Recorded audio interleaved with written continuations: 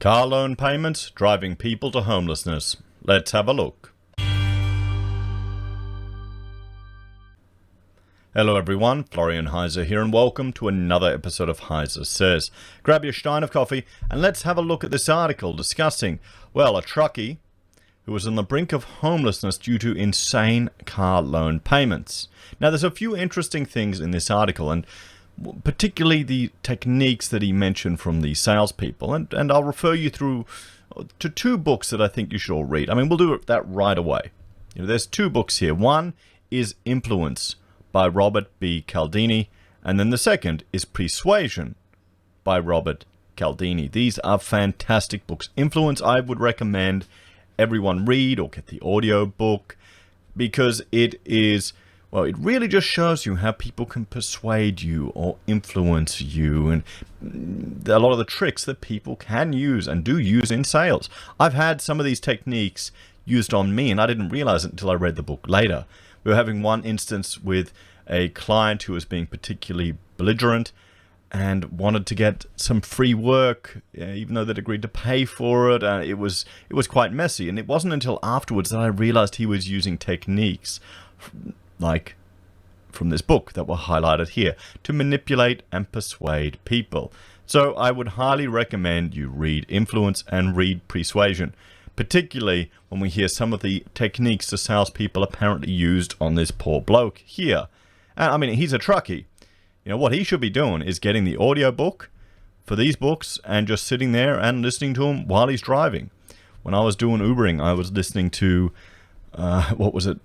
lectures from Jordan Peterson. I even bought an album of his remixed lectures, and I'd play it in the car. I was driving people around. A few people recognized that, they gave me 5-star reviews. So let's have a look at this, guys. How a car loan has driven an Aussie truckie to the brink of homelessness. So, what did he pay? I mean, there you go. According to the contract, Mr. Gould must make 84 monthly repayments of $1,422, totaling a whopping $17,000 a year. So 120 grand in total for a Volkswagen Golf, one of these things. Now let's just have a look at some car loan statistics before we go any further into this. This is from Plenty. It's from May this year, but it's still relevant. So car loan sizes, how much is borrowed? The average loan size across all age groups is $31,738. Overall, those aged between 35 and 45, as well as those aged around 55, are the most likely to have the biggest loan amounts. Okay, so 20-year-olds, it's $26,000. The 40-year-old or 30-year-old borrow an average of 32, 35s, an average of 33, 40-year-olds 33, 45s 33, 50s 31, and then 55s at 33,000. And it just starts going down there. 75s, this drops again to 15 grand. So you can see just the range of loans. So, considering what he borrowed for, he's above average in what he's borrowed for a Golf. You a fan of him, guys? I mean, the last loan that we got was we borrowed money for our Camry, and we probably did it when we were just having our first baby, and we were probably a little bit emotional. We went in there and we bought it. I'm happy with the car. I'm annoyed that I paid so much money for it, because you got these monthly repayments, then you got a balloon payment at the end. We got rid of it, debt free, but it adds up. But I mean, wait till you see the terms this guy was going for.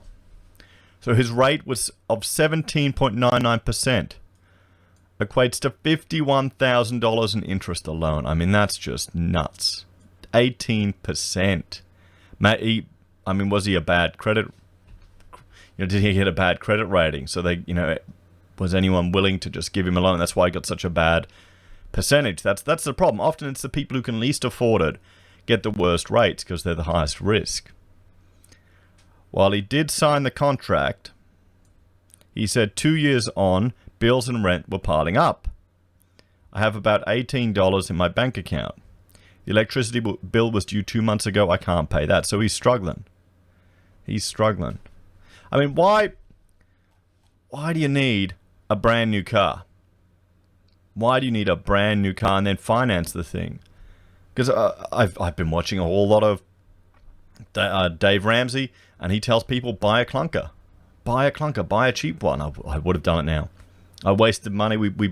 I bought 2 brand new cars in my life that I regret buying. We got a little Smart for 2, which was a lot of fun, but it was kind of useless when we, Rachel and I wanted to have a family, so we had to get rid of it.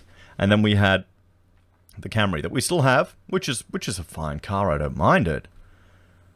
But, you don't need to buy them new. And I've made stupid mistakes, guys. And Ramsey's suggestion is just buy a cheap clunker. You can get a cheap second-hand car still in pretty good nick. It's just frustrating when your insurance cost like 10% of the car's value sometimes. But still. So when he wanted a new car, that's it. He wanted a new car. He went to Rapid Finance, a loan broker he had used before. On his behalf, Rapid arranged a loan through another company called Liberty. But see, this is the thing. He signed it, sure, but wait till you see some of the strategies that they may have used. It eventually approved the loan, with the broker arranging for around $8,500 still unpaid on his old car to be rolled over to his new loan. So he hadn't even...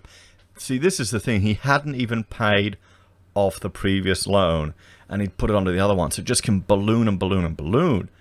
And you hear these stories more and more where people just get into this type of mess. Where a car loan is accepted that you need to have it, guys. You can get a cheap one. If I could do over again, I would have just bought a cheaper car. Honestly, I would have got a slightly older Camry. Or I wouldn't have got the Smart for 2. That was because I went over to Germany and I saw them. I loved them. I couldn't even park them the same way here in Australia because I'd get tickets for parking. You can back them in and just park 2 of them in one space. And then I'd just drive out. No problem. I got tickets for doing that here in Queensland because I was parking against the flow of traffic. What BS is that? But he said he felt pressured into signing the contract without fully understanding it. He also said the first time he saw his new car was when he went to pick it up. Now, this I don't understand. Why would you get a car and not see it? Wouldn't you go see the car, have a look at it, be familiar with it, or even do research before? He just wanted a new car? Yeah. We signed it up and went for a drive. Now I think about it, too late, I've signed it, he said. So he signed the contract, but what he looks like he didn't appreciate the fact that there was still a cooling off period there that he had, that consumers have. So there are mechanisms in place to provide protections for consumers, but people, well, they may not be aware of it. It looks like he wasn't. And the problem, he's gone to a current affair, and you can't blame him to get some media exposure, and Liberty well, watch how they respond. I didn't feel I had a choice to say no. That's the problem there. And that's where I'm referring you to these types of books, to influence and persuasion. Just how, the strategies that they will use, the psychological and subtle manipulations to persuade you. And they put the papers on the table first saying, okay, let's sign this up, get this done, and then you can go drive in your new car. Fantastic. It's all done. We've got it all here. Then you feel, obliged to, because they've gone to all the effort of bringing the car here, and they'll tell you all this story, all this rubbish. I feel we should have gone for a drive first and then come back to sign the papers. Well, you should insist on that. I said I'm not comfortable buying the vehicle without even seeing it, and all I got told was, trust me, it's what you want. Okay, I don't understand how you trust other people for that. You could walk away. Or maybe what it seems like that he was in a desperate situation and no one else would give him finance. That's why he got such a terrible rate. And the fact that he rolled $8,500 over into another one. So does this come down to financial literacy in some regards? I feel sorry for the poor guy because he's paying an insane amount. What was it a month? $1,422 a month for a car. You can get a house for that. Not a normal house. You can get a house for that, guys. Come on. Particularly with interest rates now, 1.99%. It's crazy. So, Rapid strongly refuted this claim. accusing him of being the one who was pressuring them to get the loan through. He said he was told he could come back and get a better deal on his interest rate if he kept up his repayments for 12 months. So this is where it sounds like he's a high credit risk. But after making every repayment for 13 months, he said he was hospitalized and missed a couple of payments after that. And Rapid came back and said, "Sorry, they've told me you've defaulted. We can't help you." Well, that's how it works, unfortunately. You've just got to pay the loan. Well, he needed to find someone else to borrow the money from. That's the problem. Or sell the car and pay off a big chunk of it. But then you don't have a car. Or sell the car, buy a clunker, and then reduce, pay a big chunk off the loan and try and get rid of it. $1,400 a month, everyone. That's a pretty penny. That's a big chunk of money. Rapid's managing director, Michael Cullinan, refused to be interviewed, but in a statement denied Mr. Gould was pressured into any purchase agreement or financial arrangements. His obligations were explained, he said. I bet you they did. I think you just didn't understand it. No representations were made that the interest rate would be lowered, although if he had honoured all his repayment obligations, this may have been possible. A legal letter to a current affair from Rapid's lawyers appeared to contradict this, claiming he was well aware of the terms of his contract, including that if he stayed in order with the facility for the first year, the rate of interest would be reduced in his favour. A current affair is not suggesting Mr. Cullinan was in any way personally involved in brokering or approving the initial loan. Mr. Gould, who fears he could now be bankrupt, said he never even wanted a white car in the first place. Then why the hell did you take it, mate? What? Aren't truckies meant to be tough blokes that don't put up with crap, guys? Come on, no. You're the consumer there. Why do you feel obliged to take anything? They've got to kiss your ass to sell a car. Do I have it wrong here? Or, are people not a lot nicer than I am? Is that the problem? Is he too much of a nice guy? White was one of the colours I specifically said I don't want white, he said. Mr. Cullen said Mr. Gould was happy with white and expressed this on multiple occasions. This is the thing. It's a case of he said. Who do you believe? Who do you believe here? It comes down to probably a lack of financial literacy. If he didn't need a new car. You didn't need a new car. You didn't need to be paying $1,400 for a new car. Why does he need it? He didn't say why. Commercial lawyer Justin Lawrence from Henderson and Bale said a broker's foremost responsibility was to protect the borrower. That's why most people use a broker in the first place, he said. Now, if the broker is not taking care of the borrower, I think the borrower is entitled to turn to the broker and say, "I'm in trouble here." What do you reckon? I was talking to a broker the other day, and he had a client who wanted to get some equity from his home, $100,000. And he asked him, "Oh, what do you want to spend that $100,000 on?" "Oh, I'm not quite sure yet." And that got him a bit concerned. The guy was a bit, shifty. Didn't want to admit what he was spending the money on. So he said, "Oh, let me have a look at some of your bank statements." It was all in paper. It was back in the day, so I can get a bit of a feel for how we're going. How you're going with your savings and all of this. So we had a look at it, and he saw casino withdrawal, casino withdrawal, casino withdrawal. And he turned to him and said, "You're going to gamble this away, aren't you, mate?" And the guy said, No, what are you talking about? He goes, this isn't going to work. I'm not giving you this loan. And the guy went off at him, he's screaming at him, get out of his house. He said, "Yeah, go to another broker. You'll get the money. No problem. You've got the equity on your house, but, it's not the right thing for you." That's what you got to do. Sometimes you got to be the bastard to be the good guy. You got to walk away. And not everyone's going to do that. Not everyone can afford to do that. People need to have some personal responsibility, or is that out the window here? At the end of the day, banks and lenders make money lending money to people at the highest possible interest rate and with the highest possible fees and charges. Mr. Lawrence said it served as a warning to always check the fine print. If that means reading the loan document from cover to cover, that's what they should do, he said. After a current affair contacted Liberty, it offered him 0 interest for the rest of his loan, with $500 monthly repayments instead of 1,422 for another 121 months. I mean, okay, wow, zero interest. Let's have a look at that. 500 times 121. He's still paying another 60 grand. He's still paying another 60 grand, guys, for this car. And the thing is, they'll cop it. They'll cop it because they're on a current affair now. It's a publicity issue to them. They'll cop it there.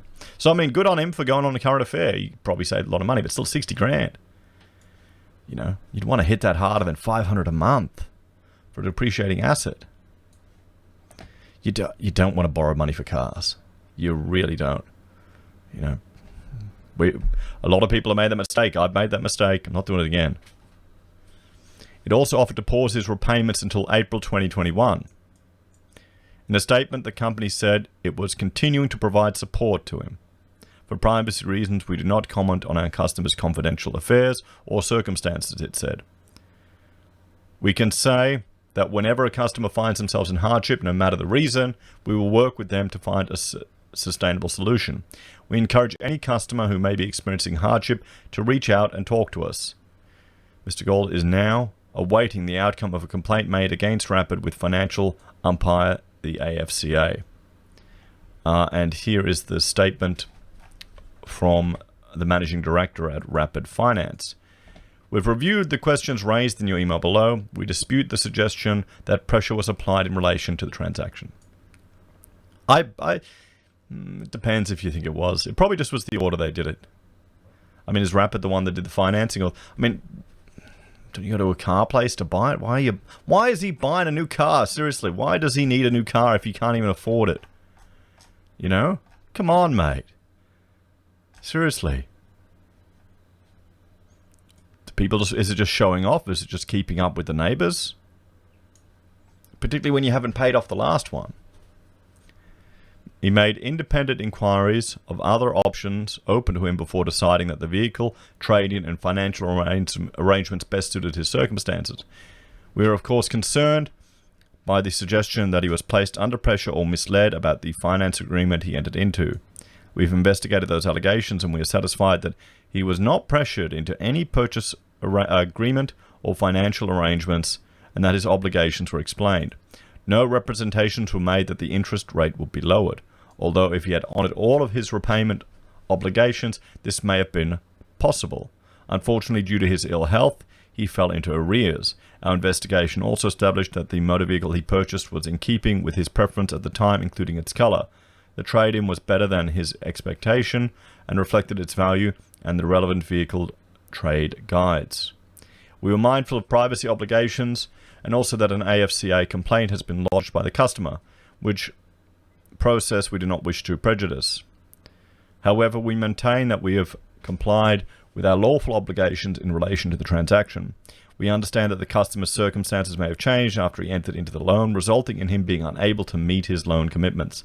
Unfortunately, the current pandemic environment has resulted in more individuals being placed under financial strain.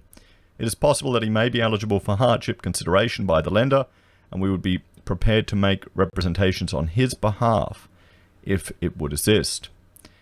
He had negative equity in his trade-in, and finance was arranged to enable him to discharge his debt and purchase the vehicle he wanted to. He could have investigated other vehicle cost options before he decided to purchase the vehicle through Rapid. He was never placed under any pressure to buy a vehicle by Rapid. He was aware of the interest rate before deciding to finance his vehicle through a company. In relation to the color of his car, although he had at one point expressed an interest in silver, he was happy with the white and expressed this on multiple occasions. The vehicle he purchased accorded with his expectations. I mean, why would you get a silver? Anyway, it doesn't really matter. And a statement from Liberty. Tonight's Channel 9 A Current Affair aired a story that involved a Liberty customer. For privacy reasons, we do not comment on our customers' confidential affairs or circumstances. We can say that whenever a customer finds themselves in hardship, no matter the reason, we will work with them to find a sustainable solution. We encourage any customer who might have experienced hardship to reach out and talk to us, that we can provide the right level of support, and we will continue to provide support to our customers. I mean, there you have it, everyone. Let's jump back to to this Plenty article, and what else do we have here? You know, the sale types. The majority, 80% of transactions financed with the car loan settled within 10 days. The popular car models and preferences. You know, the data reveals Ford and Toyota to be the top brands amongst those borrowing to buy their cars. The Ford Ranger and Toyota Hilux, well, is that just tradies? You know, in terms of millennials versus boomers, the two generations of typical contrasting taste share a rare agreement when it comes to preferred car brands among those financing their car purchases. So Australians aged between 24 and 39 and 56 both choose Toyota branded vehicles. Marital status among borrowers, Ford Ranger is most likely the car of choice in de facto and married relationships. Well, there you go. Income brackets. Income brackets a bit of little impact on the popularity of models among those borrowing to buy a car. There you have it. For those financing their car purchase, a used car is the most likely option, with 69.5% of borrowers choosing used. The remaining 30% so opted for a new vehicle. And, well, let's look at which states borrowed the most. New South Wales, and then Queensland and Victoria. So it doesn't go with population numbers, does it? There you have it.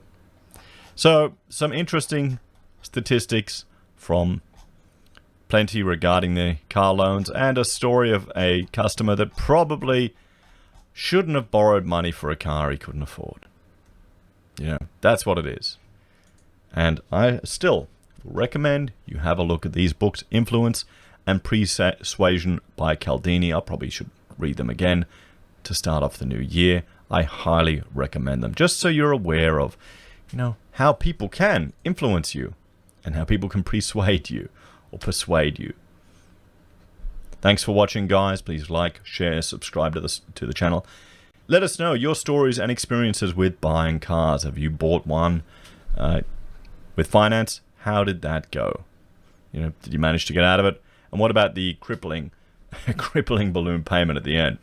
Anyway, guys, thanks for watching. Like, share, subscribe to the channel. If you're a fan and want to support the content I create here, there are a few ways you can. You can join us on YouTube or Patreon.